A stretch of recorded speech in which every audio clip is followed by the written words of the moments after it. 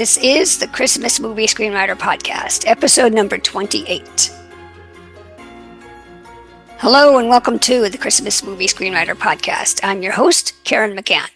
The Christmas Movie Screenwriter Podcast is a podcast about writing, producing, and selling Christmas movies. You can find a transcript, show notes, and an action checklist on my website. Just go to christmasmoviescreenwriter.com and look for this episode, which is number 28. A quick update on my current projects. I'm actively marketing my latest script to producers, and inspired by my interview with today's guest, producer Kristofer McNeeley, I've decided to expand into non-Christmas romance scripts targeting fall, spring, and summer themes. I'll keep you posted on how it goes. In today's podcast, you'll learn 4 things. 1 is the importance of diversity in Christmas films. Number 2 is why Christmas scripts work better without a traditional antagonist. Number 3, how a strong concept can be more valuable than a completed script. And 4, how turning into your subconscious mind can reveal hidden opportunities that others miss. And now here is the main segment. Kristofer McNeeley is the founder and CEO of LA-based Principal Productions and 1111 Film Group and Vancouver-based BRB Pictures. He has produced over 60 feature films and 120 plus hours of primetime television since transitioning from Broadway actor to executive producer in 2014. His projects can be seen on Netflix, Hulu, Paramount, Amazon Prime, Hallmark, Lifetime, and Roku, among others. Kristofer has built a career upon observing creative and financial trends in film and television markets and producing content to fulfill the needs of both domestic and international distribution partners, allowing him to secure repeated returns on studio and private equity investments. Well, Kristofer, welcome to the Christmas Movie Screenwriter Podcast today. Thank you so much. It's a pleasure to be here, Karen. Now, I told the audience a little bit about you, but why don't you take a minute and tell us about yourself and your business?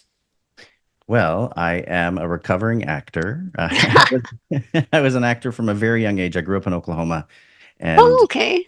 not being a sports guy, I found my way towards the other way that I could get attention, which was acting, and I happened to be able to sing. So I spent Wow. a fair bit of time in musical theater. I've been fortunate enough to play a lot of great houses around the United States Wow. and the world. Wow. And then I had children, and right after I completed my turn in Jersey Boys on Broadway, I decided Oh, wow. that was 2012. I decided it was time to actually go back to what I had always wanted to do. And the truth of what I wanted to do, even at university, was to produce. Uh, Okay. and in 1996, when I graduated, there wasn't much of a market for independent film that was just beginning to rise. I didn't want to become an agent, so I didn't know how to produce. So I found my way when I was nearly 40 years old to Wow. my That's great. That's inspiring. Yeah. Well, you know what? I meditate a lot. And so I tend to follow whatever I get within my meditation. And it was such a strong calling. I really didn't feel like I had a choice but to move then. And then the universe worked the rest of it out for me. That's very inspirational. And that's, really your subconscious is usually talking to you if you just will sit still and listen. So I That's right. totally agree with that. That's right. Well, now you have a prolific IMDb page and lots of Christmas movies, Mm. and so I would like to ask, you know, what are some of the key elements that you look for in a Christmas screenplay that would motivate you to produce it? Well, first of all, I should tell you that the primary motivating factor for me in whatever I do, particularly at this point in my life, is that it be digestible, consumable, whatever word you want to use, for everyone, for all ages. I have 2 daughters, Okay, 13 and 14. And when I started my career, I was working for a studio that had me in the thriller space. And while that was a lot of fun and I made some good, fun films, there was a point when I realized I wanted my content to be more additive. So when I look at a Christmas movie in particular, I want to explore, well, first of all, I love the genre. I love good, good. that feel good space, whether it's Christmas or non-holiday or whatever it is. I often compare it to HGTV. When I go to a hotel room, I put on HGTV because it's very comfortable. You know what's going to happen for the most part. Everybody's going to feel Okay, good. So right. I look for Christmas movies that can pull you in, and particularly nowadays that are more inclusive, and I mean Mm, inclusive of all things, of all of our life experiences, and that can be that can go across gender and race and age that good. people of every walk of life can identify with. Um, I think that's, and it has to inspire me. It has to feel like I'm going to be uplifted at the end, and that perhaps Right. I've seen a part of myself on that screen or in that family. I like that. Now, some people might say that Christmas movies are formulaic. How can writers avoid sounding formulaic and make their script stand out to you? I think that it's kind of a catch 22. I work a lot with Hallmark, um, and I do not work for Hallmark per se, but as an independent producer, I work with them a lot. I've worked with Lifetime on Christmas movies. I've worked with Hulu.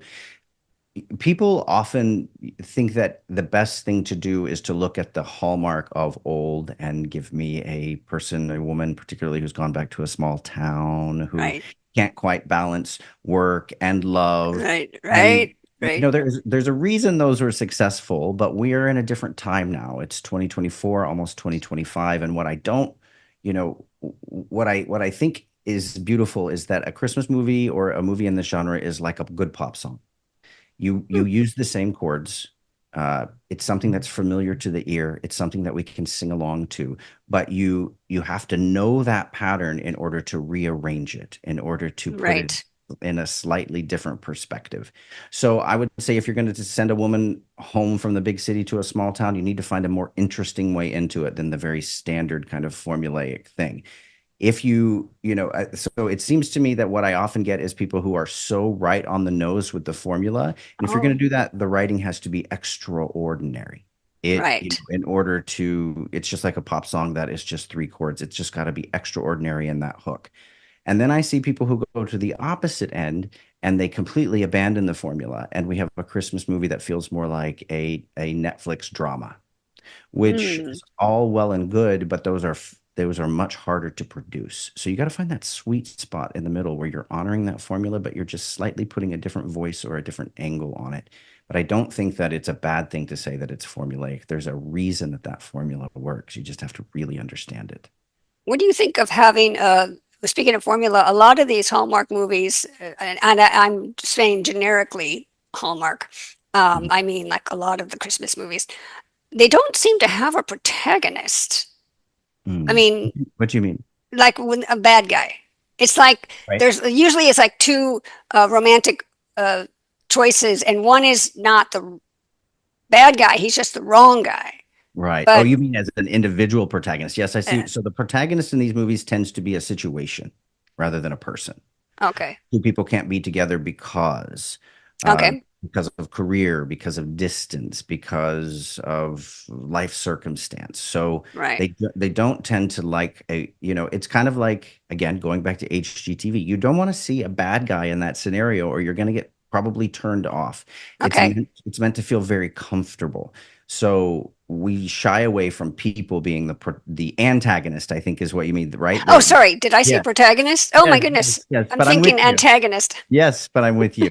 So there doesn't tend to be an individual who's an antagonist because we want to like and identify with all of the characters in this space so that it feels very comfortable because there are very few kinds of content where you can watch with the whole family and not have that moment where you think, oh, I don't like this person. I don't want to see this person. And that's not what we want here. We want hot chocolate and cookies and family and to know that everything's going to be okay. That's That, right. that's Yeah, the joy. yeah, exactly, exactly. Yeah. Now, how do you find scripts, and do you tend to hire WGA writers or non-union writers? Both. It really just depends on the strength of the script. I do receive submissions through my office. People who perhaps see my work online. I have managers and agents who are friends, and then, of course, writers that I've worked with fairly consistently.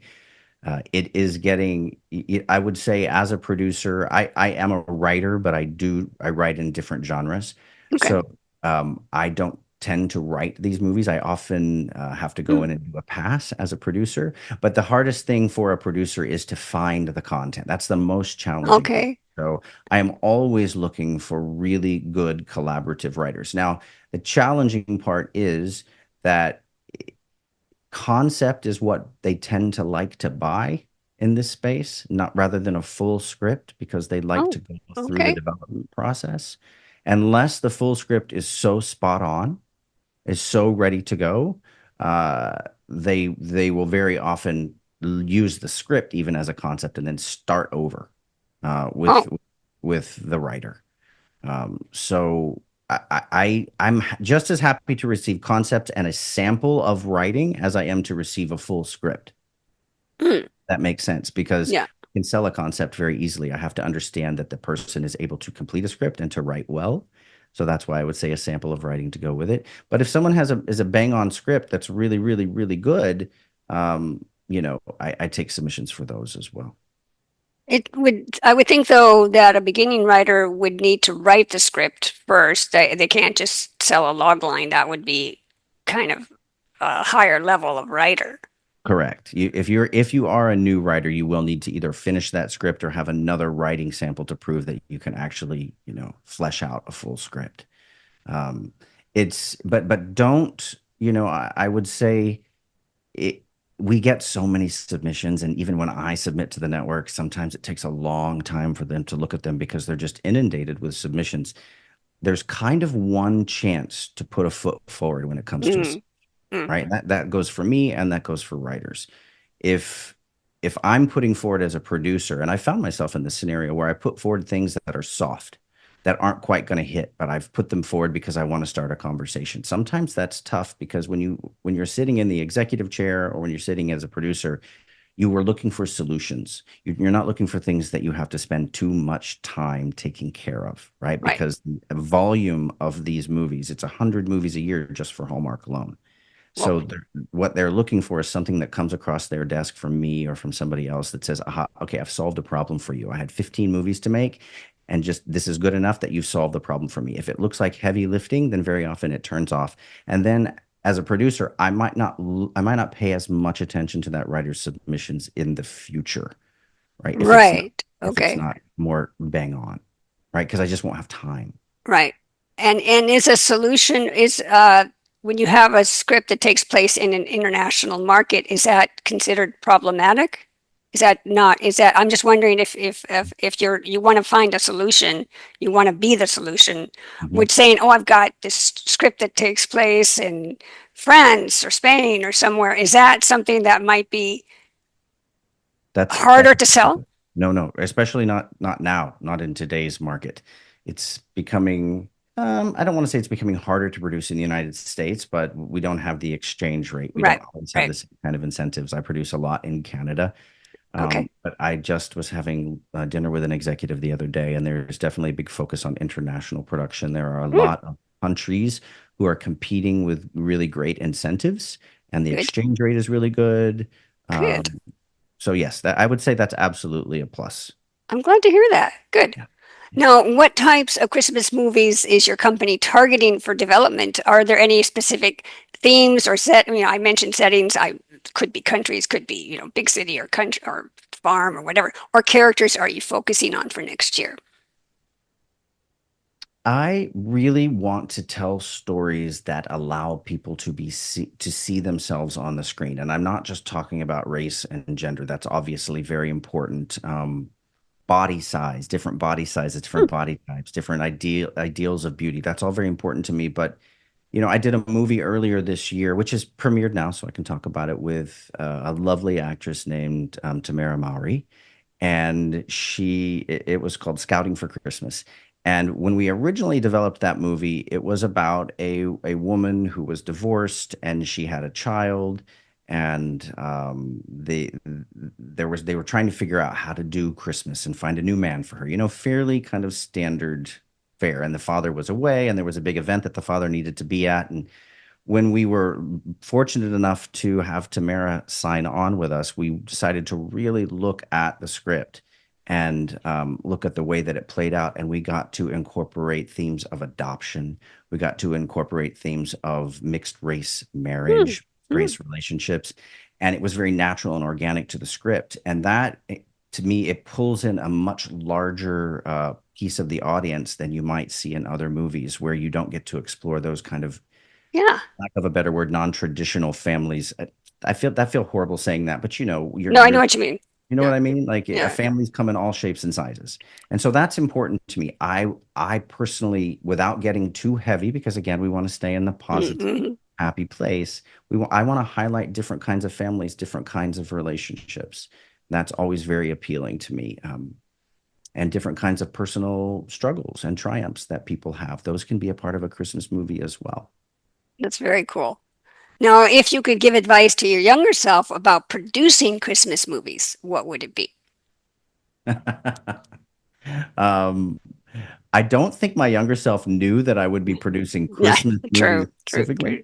But I would have said just hang on because it's going to be a ride. You're going to have a blast, but even I'm very lucky to have had the experiences and to have the resume built that I have.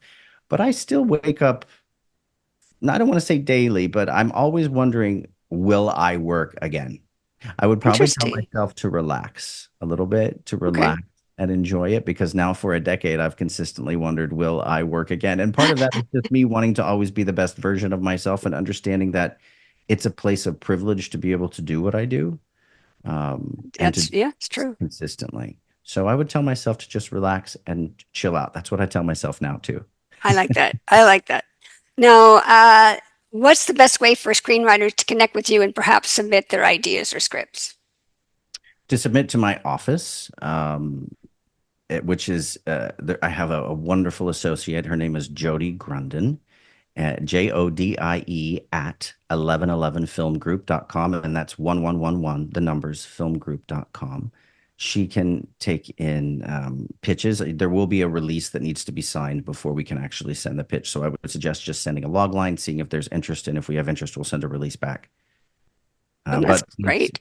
please let me just say that sometimes that takes a minute. It takes a while. Yes. And sometimes Yes. they get lost in emails. So if it's Right. really important to you and you really believe in it, that you might have to send it, unfortunately, a couple times to make sure Okay. that it gets to our eyes. How I'm curious because you look at some of these blogs and they're like, okay, send it out and set it and forget it and that's it and don't bother the producer again. But then you listen to any marketing podcast and they're like, well, you have to touch the customer 7 times before they remember your name Hmm. or product. And so, how does from a producer's point of view, I mean, you sort of mentioned it a minute ago about you might have to send it once or twice or 3 times.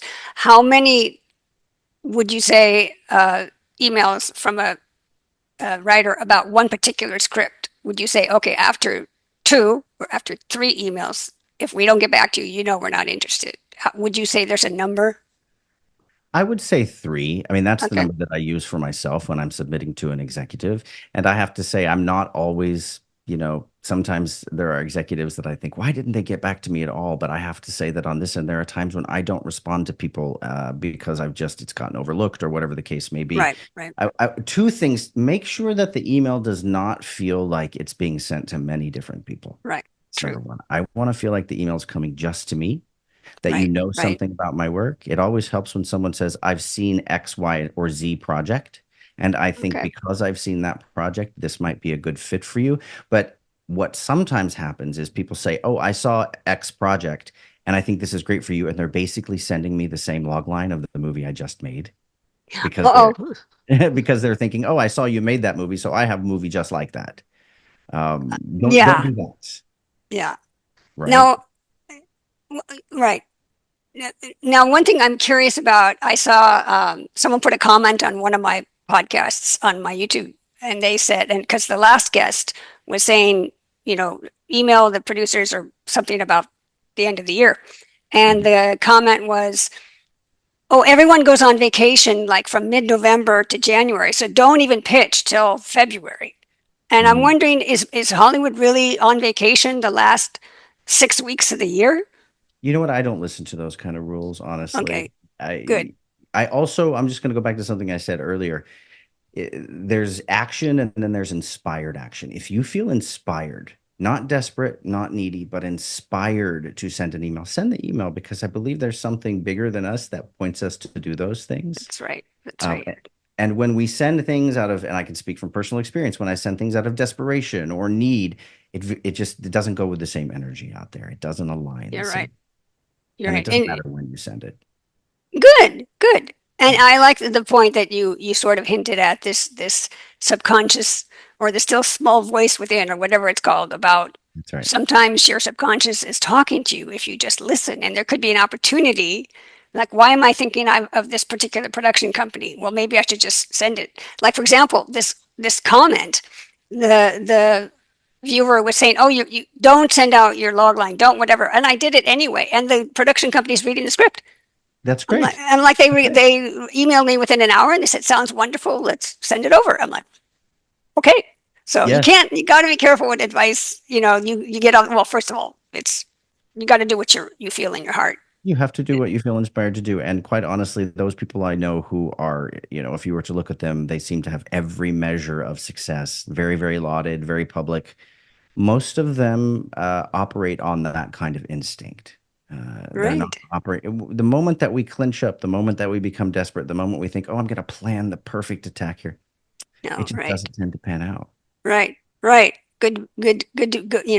Be ready for opportunity when it happens and well, obviously prepare for it. That's right. Uh, One thing I want to just to get your opinion on. Do you think the market is, I mean, you said Hallmark does 100 of these movies. That's just one company. Do you That's right. think the market is going to expand or is it oversaturated? It might contract. Any ideas looking forward? Without naming names, I have certainly worked with other networks who have tried very hard to stake their claim to the Hallmark space. And thus far, nobody has been successful because Hallmark is an incredibly strong brand with very deep roots in the American culture, in the Western culture, and now the international culture as well. So I know that piece, that part of the business is very strong and very stable, despite the things that, the challenges that the network faces moving from linear to streaming, et cetera, et cetera. But I think that what you'll see is, there are certain networks like Netflix has come out this year just recently with well, not quite a few, 3 or 4 Christmas movies, but 3 or 4 is very small in number in comparison to 100 Right. Christmas movies, or what, and that might not be the exact number, but it's a Right. Right. large Right. number for Right. Hallmark. Right. I do think that people have, I guess the point of saying that is people have been trying to expand into this space for a long time. A lot of the bigger players, meaning, a lot of the streamers who might have more money, it is an art to produce at that volume and in a certain budgetary space that is Right. very hard for some streamers and studios to wrap their minds around because they just have a very different way of functioning. Right. So I don't know how fast or how quickly it will expand. I just know that there has been interest now for the entire decade I've been producing. I sit down with a streamer or a studio and they say, "Oh, we want a piece of that. We want to do that Good. too." But then Good. they get into it and they think, "Oh, well, I can only handle a small piece of Right. that." Right. Right? Right. Right. So I don't know. I think it's probably kind of it's going to always remain where it is my opinion. Okay. Because really a lot of that's driven by international consumption as well. International drives a lot of how we produce these movies, Great. international free television. And if they grow their appetite, then we will grow. But it's pretty stable. No, it's good to hear though, because I mean, one trade magazine or blog will say, oh, 180 Christmas movies were made last year. Another one says 120. I mean, who knows what the real number is? But still, it's over 100. Absolutely. Can I ask you a question? Yes, go ahead. I'm so curious what it is about Christmas movies specifically that you and I can't ask your audience, but what do you and your audience love so much about Christmas movies that that's the focus of the podcast? Well, I thank you for asking. That's very, Mhm. no one's asked me that, so thank you. My background is actually more geared towards Asia, and Mhm. I lived in Asia, and I came back, and it was kind of a challenge because, the China money sort of dried up, or maybe it was hard to get money out of Asia. I moved back to the States, and I thought, okay, I'm going to start focusing on the domestic market. Mhm. And I didn't really even watch Christmas movies till a couple of years ago. And there was one AF. AFM meeting. It was during COVID or something, or whatever. It was a seminar or something. It was a webinar, and one of the production companies, he's like, I am looking for Christmas movies, and here is my assistant's email address, and we will read your log line, and we want Christmas scripts. I'm like, I have never seen that ever. Hmm. I'm like, okay, I got to get into this. I got to get into it, and I really enjoy it, and especially nowadays, with the whole world, and it's all polarized and all this. I'm like, sometimes you just want, I don't know, comfort food isn't the right word, but you just want joy. You want, Hmm. you know, something simple, and there's a happy ending. That's kind of Hmm. what I like. I love that too. If I may be so bold, I Please. would I would just extend and say, at least for myself, Christmas is a big part of my business, but it's actually not the largest part of my business. Uh, If you take the Christmas out and you're working with a non-holiday specific family movie, romance or not, that's a huge piece of the market as well. And overall, I think a much larger piece of the market that's interesting. than So you Christmas. think romance is even bigger than Christmas? Well, absolutely. If you look at it, there's fall, there's spring, there's summer wedding, Yeah. and when you get into non-holiday, the thing about Christmas movies that networks love so much is it's guaranteed you can come back to them every year. They can fill out a part of your slate, but if you look overall at the number of family or romance movies or what, there are more of those that are not, because the limiting piece to Christmas is generally you can only play them at Christmas unless you're doing a Right. Christmas in July stunt or Right. something like that. Right. Right. So, and it's basically built around the same formula. You just take Christmas out of the mix, but it's the same kind of movie. And I find often that those are not being submitted to me as much as Christmas movies. Interesting. And Interesting. there's a big place there for writers to make their mark as well, not just in Christmas. I'm glad you said that. I'm glad you said that because I'd like to expand my repertoire Mhm. of romance movies, and I can think of lots of ideas. It's just hard to put Christmas in every scene. Mhm. So I like your Yeah, idea. I'm gonna take your advice. So thank you for that. yeah, of course. Now, to wrap up, would you like to share any social media links or website links or social media details so our audience can keep track of your work? Well, I don't use social media for my work at all. I don't have Smart, Facebook. I don't have smart. Instagram. I have a little corner of TikTok, but it is not related to my work at all. It's just me talking about my own life. But if you wanted to look on TikTok, it's this is my life today. That is my handle on TikTok. But you won't hear anything about my work. You'll just get to know me as a human. Oh, good, good. Well, I can put your IMDb link There you in the go. show notes. Okay. Um, well, Christopher, thank you so much for sharing your knowledge and your experience. And I really love that your very good, practical, tactical advice about other genres that are close to Christmas, but outside the box. The romance, the summer, the spring. That's great. Thank you so much for coming on the podcast today. It's my pleasure. Thank you for having me. Okay, bye bye. Bye bye. And now for my action checklist, I have 4 items for your action checklist from my interview with Christopher. Number 1, embrace diversity. All white casts in Christmas movies feels outdated, and including diverse characters and backgrounds will make your story more relevant and memorable. Incorporate diverse family dynamics, mixed race relationships, or unique backgrounds to stand out in the market.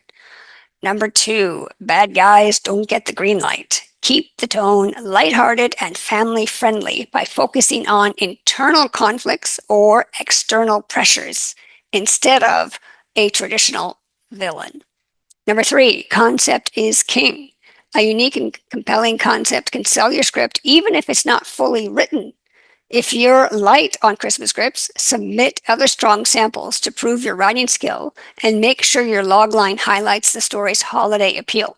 Number 4, trust your creative instincts. While planning is important, some of the best ideas come from staying open to inspiration, being quiet long enough to listen to your subconscious mind can reveal not only better story ideas, but business opportunities that others overlooked. And I mentioned this in the podcast is um, Some people say that Hollywood goes on holiday starting in November and December, and you probably shouldn't even pitch anything till February. Well, I decided, I just felt I know this production company would be interested in this project, so I contacted them, and within an hour, they came back and said, "Sounds great, send us the script." So sometimes you just got to listen to that little voice in your head that says, "This is what I want to do." Well, that's the show. Thank you for listening. To show your support, please give us a 5-star rating on Apple or wherever you get your podcasts. And you can fuel more great content by buying me a hot cocoa on Buy Me a Coffee. Just look for the page Christmas Movie and explore other inspiring podcasts and blogs on our website at christmasmoviescreenwriter.com. I'm your host, Karen McCann. Thanks for listening, and I'll see you on the next Christmas Movie Screenwriter podcast. Bye.